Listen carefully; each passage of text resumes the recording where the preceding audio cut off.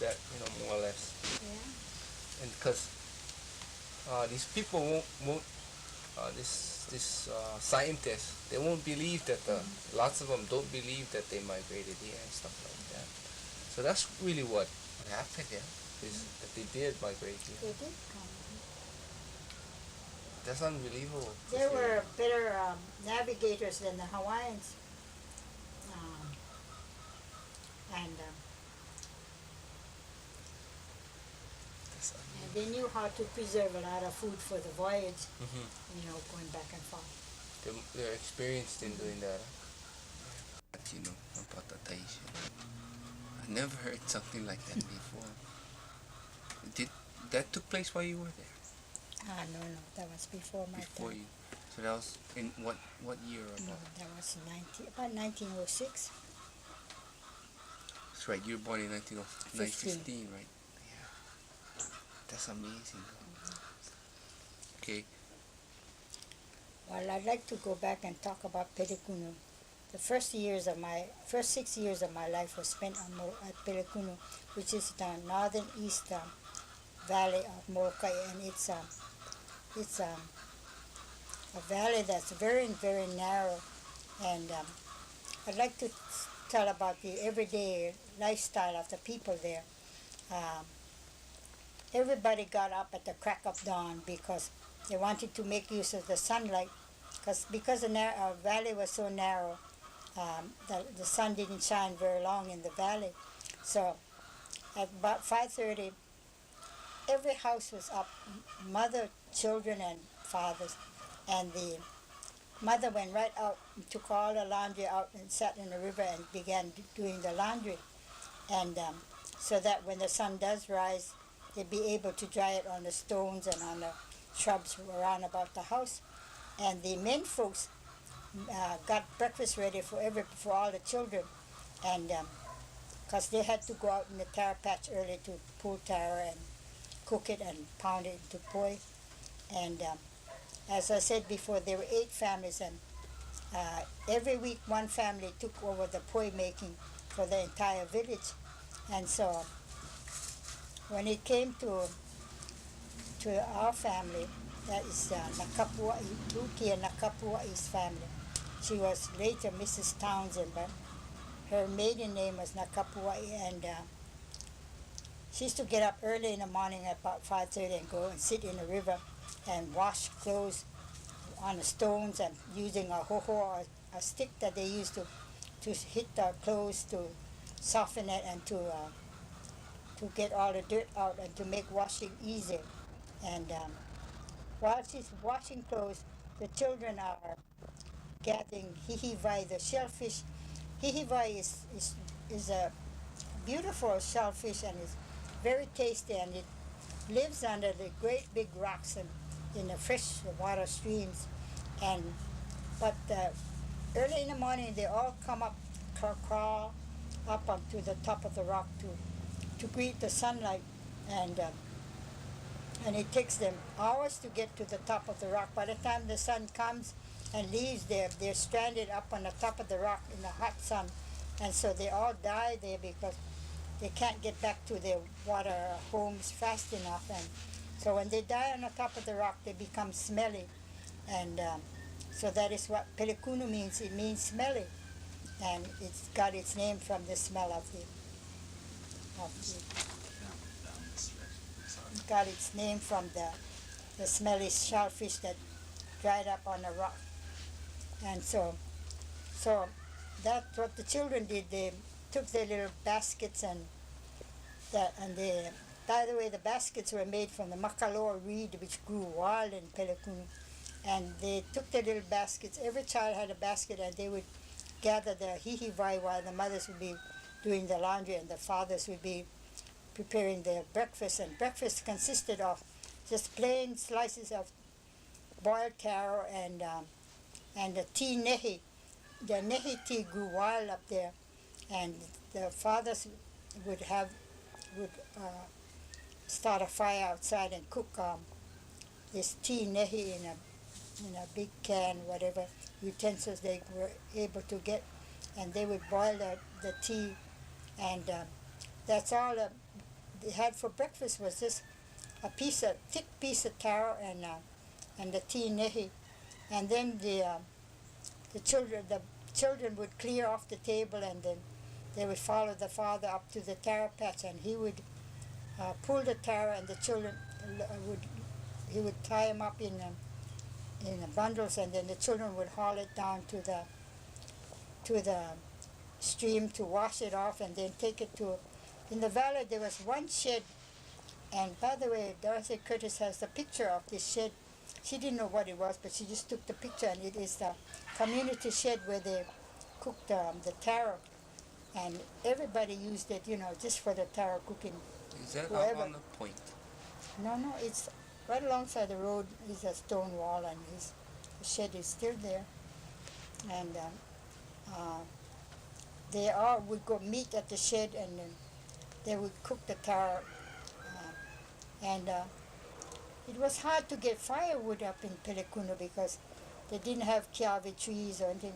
They would collect the driftwood. The driftwood did not burn too well, but so the day before, the children would have to go up to the mountains and get the old dry plum branches or the kukui branches and bring them down and use that for firewood. And so while the fathers are cooking the taro, and if they have a feeling that they will run out of wood, they send the boys out to gather wood. And so all the children used to gather wood, and then they would meet at the shed, and everybody would, when the taro is cooked, it's cooled off on a net, and that stretched stiff across the area, and everybody would gather around and peel off the skin from the taro, and they use strips of bamboo, and they just scrape off the cooked skin, and or they use the hihivai shell after they have taken out the meat, and their thumb fits nicely into the opening of the shell, and then they would use that to scrape the skin off, and all the skin is put in a pile, and then the taro is put in a big poi board. Oh, it was about, the community poi board was 7 feet long and about 2.5 feet wide, and there would be men at both ends and some in the middle too, and they would pound the taro to be made into poi, and the children would bring the water from the stream so they could pound the poi, and they mix it. They pound and they mix, and every family had their umeke or their calabash there that they would dole out according to the size of the family. That's how much poi is doled out into the calabashes, and then all of the skin, the taro skin is called ili ai, and that is all saved, put away, and then put in these makaloa bags that is made by the women, and it's like a shopping bag, and then when all of the poi is being distributed, each child of a family would come and get their share of poi and take it home, and that is to last them the whole week until the next week when the next family would come and take over the work of pounding poi. And so, but the ili ai or the taro peels were taken up into the mountains, and there's a particular spot up in Pelekunu towards the mountains that has lots of guava growing wild, and the trees are all low, and it always have lots of fruit. It bears very, very well, and so and that's where the wild pigs come at night to eat the guava. So the ili ai is scattered around under the trees, the guava trees, so that the pigs, it would attract the pigs, and then the men folks would go up at night and lay low for the pigs, and they used to spear the wild pigs. And Pelekunu was not a meat-eating valley. The people there didn't care for meat too much, but their main dish was turtle meat, and it had to be any turtle. They can kill and eat any turtle, but if a turtle have one white spot on it, that's taboo. That's their aumaku, or their deity, their god, and that's the god that they worship, is the white turtle. And so, but they could kill any other turtle, and then there's lots of turtle over Pelekunu Valley because there's Turtle Island right outside there, and the turtles used to swim, and certain tide, and the people in the valley knew exactly when the turtles would be swimming towards land because they feel the wind, this certain wind that's blowing from Maui side, so they would all go down to the beach and take their spears and they would catch the turtle and then bring them home, and that would be their meat.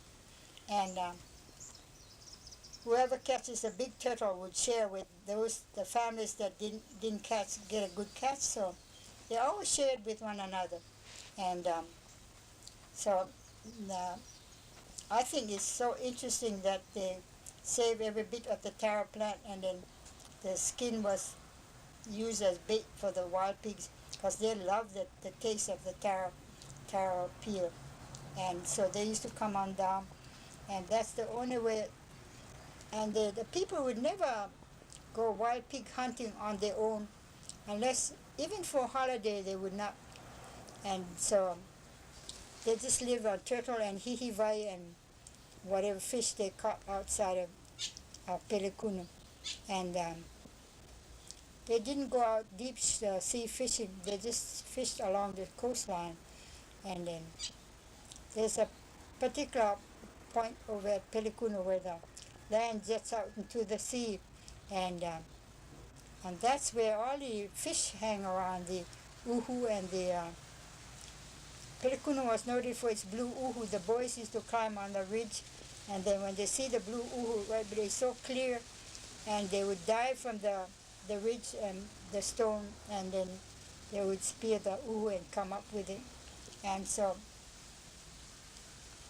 that's how they got their fish. And then after the poi is being distributed, then the families go back and settle and have their lunch. And they never had lunch until all the work was finished.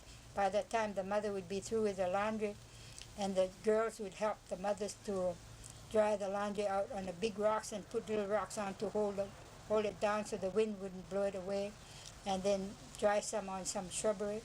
And then they would go out, take their little baskets and they would take their baskets of hihivai in and to the cooking area, and then the fathers used to come home and start the fire. Then the mothers used to cook the hihivai, and hihivai it's you just parboil it, because if you cook it too long, if you boil it, it will get tough and it's not very tasty. So it didn't take long for them to cook the hihivai. And then the girls would empty their baskets of the hihivai and walk up towards the back of the taro patches and pick up the tea nehi to get it ready for the next day. And so that was every day that was their routine, their schedule. And every child knew what they had to do without anybody telling them. And because the sun shone very shortly in the valley, they used to watch the Makai Ridge. There's a great big stone, and then the sun shines on that stone so when they see the sun shining on the top of the stone, they know that it'll be just about half an hour before there will be no sun.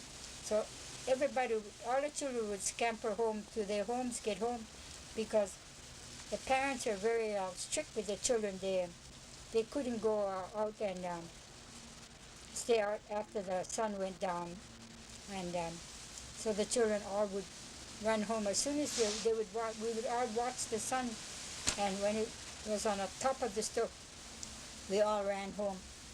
I forgot to mention that in the morning when the girls would help the mothers, to gather hihivai, they used to brush their teeth, and they didn't have toothpaste there, and so the men would, the day before, the men would gather coral, and then the charcoal from cooking the taro, they would gather that, and then they would take it home, and the mothers used to pound it up and then mix the the coral and the charcoal together, and then all the children used to go down to the river with a handful of this mixture, and then they would wet their finger in a river and then touch this powder form, and then they would brush their teeth with their finger. And it was not until 1919 when my grandfather brought the first tube of toothpaste at Pelekunu, and everybody wanted to taste it. But nobody had the money to give him to buy toothpaste. But anyway, he discouraged them. He said that the toothpaste that they're using is better for the teeth, and their teeth were white. And of course, every Saturday afternoon, the children would be treated by eating sugar cane, and that's good for the fiber. Will clean the teeth all in between, and so not too many people had sugar cane growing there. It was grown especially for medicinal purposes, and not too much for just eating and enjoying it, and also for sugar to sweeten up those who were lucky enough to have coffee. But the tea was never drunk with any sugar, was never sweetened. They would drink it just like that. And that was way back in 1916. And then in 1919, a man from Kauai, I can't remember his name, but Mrs. Naki knows him. He came and he lived at Wailau, and he was one of our kamaaina, wealthy kamaa'inas from Kauai. And then he lived in the Wailau Valley, and he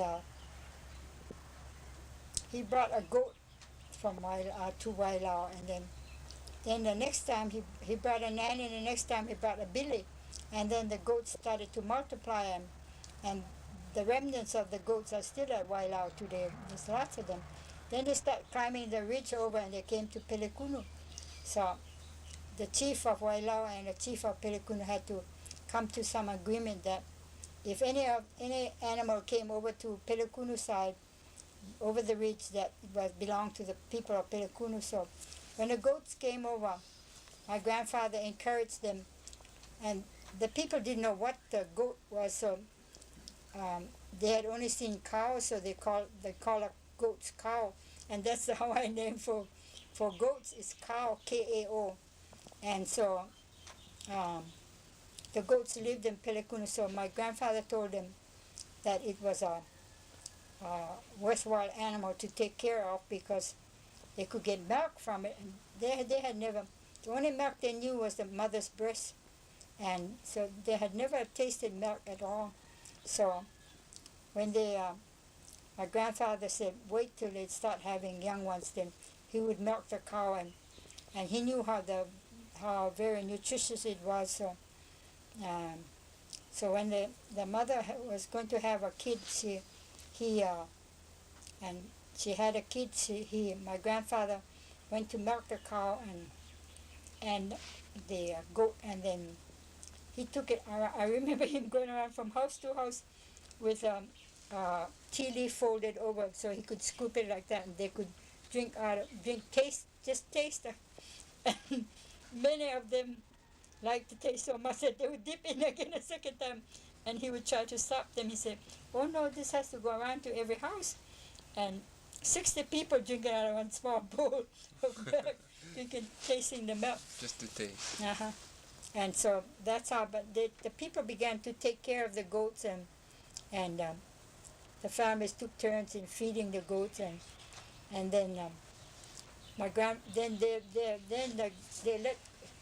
he told them that they had to pen the goats up because they're going to eat up everything, even eat the clothes that's drying on the bushes. And they didn't believe him, and until the goat ate up the Hula family, the tea leaves right around their house. The goats ate all the tea leaves, and Mr. Kuhulu was so angry, he clubbed the goat, and the nanny almost died. But then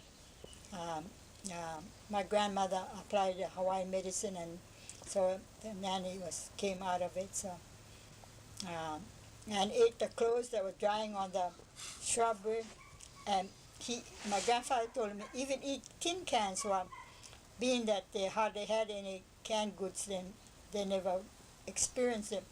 But one day he brought he used to park his boat outside in the bay, and one day, and every day he would swim to his boat to check on the boat.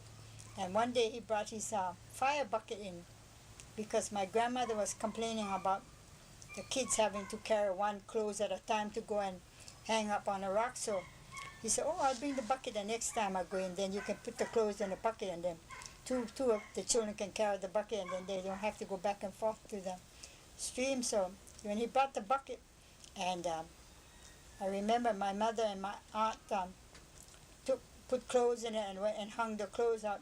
And then when they were through, they didn't bring the bucket in the house. They just left it outside. And the next morning, there's only the handle left. The goats had eaten the whole bucket, all around, galvanized bucket all around. So my grandfather said, see? And so the people wanted to know how come they don't die, me getting metal in their stomach. And he said he don't know, but they can eat anything. And then everybody got fearful. They used to hide all the things in the house. The fathers would check the homes every evening to see that everything was in the house, boots and whatever they had. Even the nets, they were afraid that the goats would eat the nets. And we actually saw the billy eating the back of the turtle back, and you know how hard that is, but he was crunching away and he was having a wonderful time, and so then the people believed, oh gee, the goats are good, worthwhile keeping. The milk was delicious, but they didn't like the idea of destroying everything. And then it came Thanksgiving. Then the chief said, well, are we going to have celebration? Are you going to go up? Because that's a Makahiki festival time. And so he said, are we going to have a feast? He said, if we are, you better start going up for each family was supposed to catch a wild pig or bring a turtle, and they would all prepare it at their homes and then bring it. It's like a potluck, community potluck. But and everybody, my uncles wondered, how come their father wasn't making any effort to go fishing or go hunting or anything? But he was depending on the goat, and they had never tasted goat meat, so he thought, oh, well, I'll treat them to goat meat. And then that day came, and then my grandmother said, what are we going to have for the potluck? What are we going to take? And he said, oh, don't worry about it. And she said, I am worried, she said, because we have a big family. We have 5 boys and 2 girls, and we need to feed all of them, plus share with our neighbors. So he said, I'll take care of the potluck. And then she knew that he had some canned goods on the boat that he used to keep for emergency. So she thought he was going out to get his well, the Tahitian chief taught him how to make lau lau with the corned beef and the taro leaf. And so she thought, oh, well, I guess he's going out to bring some canned goods in. Well, he did swim out to the ship that day, but he went out to get curry powder because you know how strong the smell of goat is. So he went to get curry powder and some garlic and some other spices. And then he brought it in, and then he brought a couple of cans of corned beef. And then he told my grandmother, okay, you make the Tahitian lau lau. You get a couple of great big taro leaf, you wash it clean, you spread it out, maybe 3 leaves. You open a can of corned beef and you cut it in cubes, so many out of 1 can, maybe you can get 6 big chunks, and then put it on. And then Pelekunu, the only problem with that is Pelekunu did not have any coconut trees, and we were the only family that had coconuts, because whenever my uncles used to go home to Kamalo, they used to bring home dry coconuts. And because it was so bulky, they used to peel it down there and bring it home. Or they used to grate it down there and then just extract the milk and carry it home.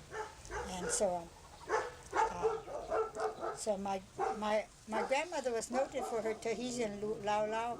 And so after they put the chunk of corned beef on the taro leaf, they would pour a little bit, about 2 tablespoons of coconut milk on top of the corned beef, and then they would wrap it up tight in the tea leaf, and then my grandmother used to steam it out on the outdoor stove, and it was very delicious.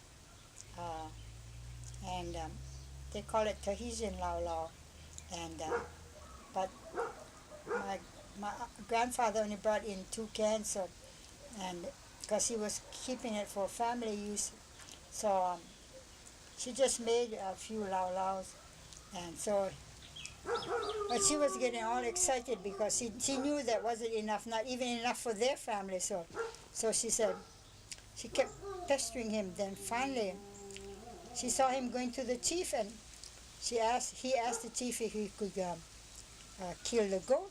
And then the chief said, but if you kill the goat, what are we going to do?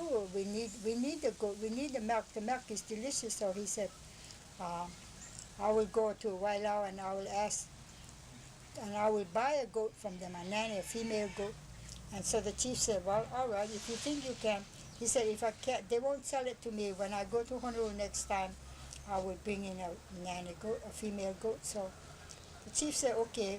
So he killed the goat, and he took his oldest son with him, and they killed the goat way away from the village where the people couldn't see. And then they wrapped all the innards of the goat up in the skin, and then he took the meat and he told his son, when you hunt any wild animal, you must not let one hair touch the meat, because if it gets on the meat, it's going to smell the meat up. And so my uncle was very careful how he skinned the goat, and then they took all the meat, the whole carcass of the goat, and they took it home. Then my grandfather rubbed curry powder, all salt, he rubbed Hawaiian salt inside, and he put some garlic inside. Then he rubbed the whole body with curry powder that he had mixed with some oil. And my grandmother always used to get the oil from the kukui nut oil, and that's the only kind of oil she used. And so he mixed the curry powder with the kukui and rubbed it all over the meat, and then he told my uncles that to go dig an emu. And they said, but it's late. And he said, well, that's the only way it's going to get cooked by the time we eat. So the boys went out, they dug an emu, and then they did it, and when it was hot, they put the goat in, wrapped it all up there with the banana leaves, and they have this makaloa reed. It's so plentiful of it, so they just went and cut, and then they put it on these hot stones. Then they put the goat on it that was wrapped in banana leaves, and it was in there about an hour and a half, and then they took it out and they put it in our pig board, and then they carried it up to the potluck. And then he told everybody, said, oh, what's that? And they had never smelled curry before, neither had they tasted curry. So he said, oh, what's that nice smell? So he thought, I think we were the only family in Pelekunu that had forks and knives, so my grandfather cut little pieces up and put it on the side and told everybody to help themselves. So the people, they loved it very much, but they all eating. But then it came to the children, and the children, they were eating, and I remember I told my uncle, what kind of meat is this? It's not pig. He said, no, this is a new kind of animal. He said, came from over there. He said, I think came from Cloud Papa. And then our parents had told us all about leprosy and and all of that. I didn't want to eat. Then finally he said, no, eat, that's nanny. When he said nanny, not one of the children, all the children dropped the meat back. They didn't want to eat it because they were too attached to nanny. And then I remember my cousin went to my grandfather, and he's bald-headed, his hair only grew around him, and she scratched his head because he killed Nanny. She was crying and pounding him on the head and scratching his head, and he had a lot of streaks of blood on his head because my cousin was so angry, and all the children cried. They missed that Nanny, and so he had to keep his promise, and he kept telling them, I'll get another nanny. And so he went. That nanny was all white with 3 black spots on the leg, the front, the foreleg, the right foreleg. So he said, that's going to be a job finding one that look like Nanny. So he brought a pale yellow goat. His hair was kind of yellowish, and it had black spots and white. It had a white tail, and so he brought that home to Pelekunu. And then, of course, the children, it didn't take the place of Nanny, but they were satisfied, and they didn't know that goats can come in different